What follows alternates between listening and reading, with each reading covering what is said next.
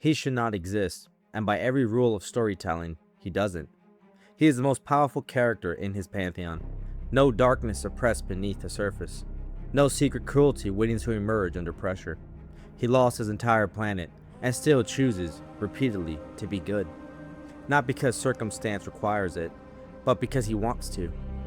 Every narrative principle developed across thousands of years of storytelling says a character built this way cannot hold an audience.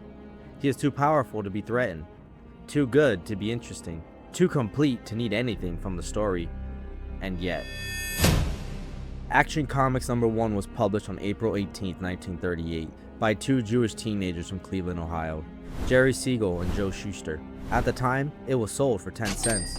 The characters who debuted in the same era, Zatara the Magician, Sticky Mitt Stimson, Chuck Dawson the Cowboy, are all forgotten. However, the character on the cover has been commercially dominant for 87 years without interruption. That is not an accident, it is a question. And that question is what keeps drawing the audience back to a character who, by every rule of compelling fiction, should have failed within a year. It has been 87 years, and it's not like the rules have changed, but neither has the answer. Ah, yes, this Superman. They remember we got your grandfather issue #1 in 1938 when he was just a wee lad. Is that so? It's worth millions today. We could use it for... The geezer burned it! That is the Eves family for ya. Good evening. Coming to you from my library, where some of the books on these shelves were written by people who had something to believe in. Every culture that has ever existed built a hero who cannot be defeated in battle. And yet every single one of those heroes had something that could destroy them anyway. In 1938, two teenagers from Cleveland tried to build one who didn't. Superman has been one of the most commercially successful characters on the planet for 87 years. He has outlasted the Great Depression, World Wars, the Cold War, the internet, and roughly 40 attempts to make him more interesting by giving him problems. And none of those attempts worked the way they were supposed to, and yet, nobody seems to find that strange. Here is the pattern that holds across every recorded civilization. They all built the same type of warrior, nearly invincible in battle, superhuman in strength, typically a protector of the weak, who could go where ordinary people could not. Achilles. The Greek dipped him in the river Styx to make him invulnerable. It almost worked. His heel was the only part of his body his mother held him by, and the greatest warrior in history was undone by one exposed inch. That wound was always there, built into his design by fate. Beowulf, the old English warrior who swam through monster-infested waters for 5 days straight and ripped a demon's arm off with his bare hands. Invincible in his prime, and yet his final battle against the dragon cost him his life. The hero and the wound arrived at the finish line together. Cuchulainn, from Irish mythology, entered a battle-frenzied state called the Rheastrad, where he became physically distorted, unstoppable, and a one-man apocalypse. His wound is after every battle, he has to be cooled down in vats of cold water because his power could eat him alive and those around him. Samson, from the Book of Judges, whose wound was his lust. Hercules, his wound was that his strength came with madness so severe it destroyed everyone around him. Gilgamesh, 2/3 divine and still completely powerless against death. Me has personally met several of them, by the way. In my professional opinion, every single one of them had a problem. Gold, glory, girls, and I'd like to add anger management. 3,000 years of storytelling from cultures that never spoke to each other, and they all arrived at the same conclusion independently. Power always has a cost built into it. The wound is not necessarily a flaw, the wound is what makes that power real. The original 1938 Superman had no initial weaknesses. Kryptonite did not exist in the canon until 1949, an entire decade after his creation. Magic vulnerability came even later than that. These were not part of his initial foundation, they had to be added. Now think about what that means. The writers wanted to build a character with no wound. However, because everything in 3,000 years of storytelling said something had to be wrong with him, they invented one retroactively. They reached into the rubble of his destroyed home planet and made that the thing that could kill him. They gave him the wound they forgot to include, and named it after where he came from. Even his creators cannot fully escape the rule. So here is the question nobody asked. If every culture in history needed their invincible character to have something that could destroy them, What does it mean that the one character who kept that wound as small and hidden as possible became the most beloved of them all? The answer to that has nothing to do with the storytelling. Batman exists within the same publisher, same pantheon, same audience. Batman's wound is so total it became his entire identity. Every principle in storytelling says that makes him richer, more real, a more compelling character, and for decades critics have called Superman the less interesting one of the two. The simple one, the one with nothing to explore. But the audience keeps choosing him anyways. Why? In 1992, DC Comics decided to test that very reason. The death of Superman was a story designed to ask whether 50 years of his example had produced anyone capable of continuing it. 4 replacements appeared, and none of them held. The world he left behind had no idea what to do without him. Winston, you're bringing up old memories, man. Watching Lois hold his lifeless body after Doomsday broke something in me bones. Those were dark days, man. Well, would it help if I told you he came back in less than a year? Me just trying to be dramatic for the video. Sheesh. The films that try to make him more complicated failed with audiences repeatedly. When they give him existential doubt, suppress violence, moral uncertainty, audience push back. However, the versions that play him straight, the ones that respect the character, those are the ones people continue to return to. The audience is saying one thing and doing another, and that gap between those two things is where the investigation will reveal.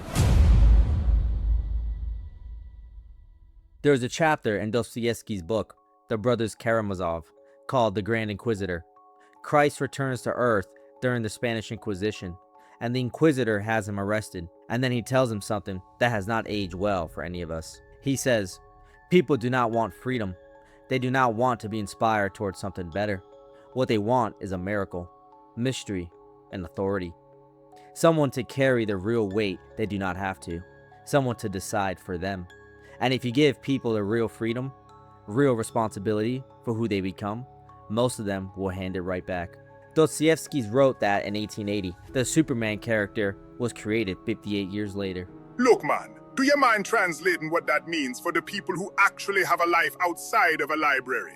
Of course. At first glance, your immediate thought when you see the S on his chest might be Superman. However, canonically, it has been established that that is a symbol representing hope. Not rescue, hope. The character was designed to close the distance between what humanity was and what it could become. He is called a man of tomorrow, not because he could carry everyone there, but because he is showing people what tomorrow looks like so they could walk toward it themselves. That was the design. However, what the audience did with that is something the Grand Inquisitor would have recognized immediately. The death of Superman was supposed to be a legacy test. It became a dependency test, and the dependency won. Nobody in the audience asked why 4 replacements all failed. Nobody asked what that said about whether the example had actually transferred. The story resolved itself by bringing him back, and everyone accepted that as the natural conclusion. Because the alternative, the world learning to function without him, was the part nobody wanted to examine. You know, it really grinds me bones that all these characters get to come back to life like nothing happened. Me come back and have to sit on this cold table. Well, I could return you to that dark, damp mausoleum we found you for another few decades if you would like. You know, maybe the table ain't that bad. Here is what the studio noticed. They noticed that audiences were not using Superman as aspiration. They were using him as a substitute for one. He was not pushing them forward. He was allowing them to feel like they were already there. Like watching someone demonstrate how to swim. Counts as learning how to swim. Correct. And rather than making the standard harder to avoid, they made the standard easier to live with. Each version that gave him doubt, gave him damage, gave him a wound he did not originally have. Each one was making the mirror show a more comfortable reflection. If he is broken, then the standard was never real. If the standard was never real, the distance between where people are and where he was pointing, that distance doesn't need to exist anymore. Superman was supposed to inspire the people around him to become something. That was the design. But look at what actually happens inside the stories. Metropolis does not develop better emergency infrastructure because Superman exists. It develops a complete dependency on Superman existing. The citizens and the institutions just sit around and wait. Lois Lane, one of the most capable people in fiction, stops solving the problem the moment he is in the room and starts waiting to be rescued from it. Jimmy Olsen has a signal watch, not a skill, a watch that calls the Superman to do all the work. The people closest to him became the most dependent on him. This is not about bad writing. That is the story reflecting something true about what people do with the harder gift. Now look at what happens outside of the stories. In our world, the people who love Superman are not reaching toward his standard. They're consuming his presence as a substitute for the world to meet that standard. He is not inspiring them to do better. He is allowing them to feel better without becoming better. That is not the character's failure. That is a choice the audience keeps making. And the culture's response to that gap, the distance between what he is asking and what people are willing to give, has been to close it by shrinking the ask. Each version that gave him doubt, gave him damage, made him uncertain and in need of validation from the same humans he is supposed to be demonstrating something to. Little by little, every new iteration is shaving something off the standard, making the mirror a little smaller and making sure he is reflecting a little less. The deconstruction of Superman is not artistic bravery. It is the culture flinching from its own reflection. If he is broken, then the standard was never real. And if the standard was never real, nobody has to feel the distance between where they are and where he is pointing to. Lord have mercy. He is a children's drawing with a lopsided S.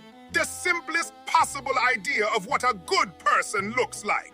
Why the hell are we making this so complicated?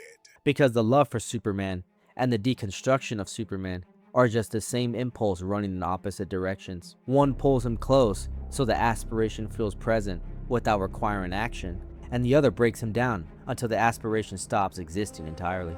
Neither one of them covers any ground. Both are ways of not accepting the challenge he has been making since 1938, and that is to just try. He is called the man of tomorrow, not the man of today, not the man who fixes it so you don't have to. Tomorrow implies movement, and implies the distance between here and there. It implies someone has to cover it, and in 87 years, that distance has remained the same. So here's my question to the audience. Think about that one version of Superman that meant the most to you. Not the best made one, the one that got you. What happened when you found it? And leave a comment below. I'll be reading. Oi, Winston! Me just remembered that Hannah Montana song you and your sister loved as wee lads. What are you referring to? Who said, I can't be Superman? I say that I know Okay, I can. alright, that's enough. Back to the mausoleum. Wait, me just kidding.